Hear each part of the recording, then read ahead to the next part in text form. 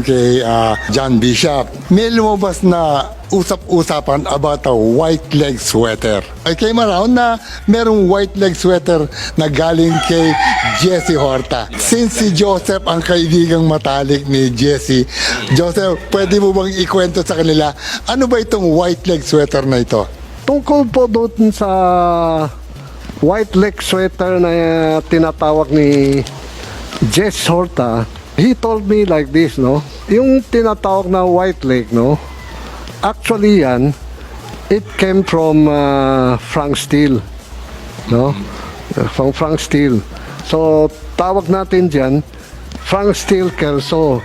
This one is different from yung mga tinatawag natin na Walter Kelso. Ang story, it goes like this, no?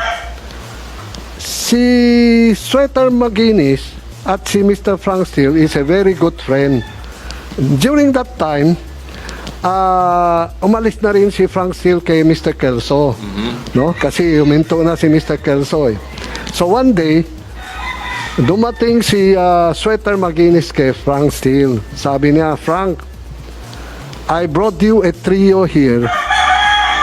I believe these are the gamest white leg, Roscom, red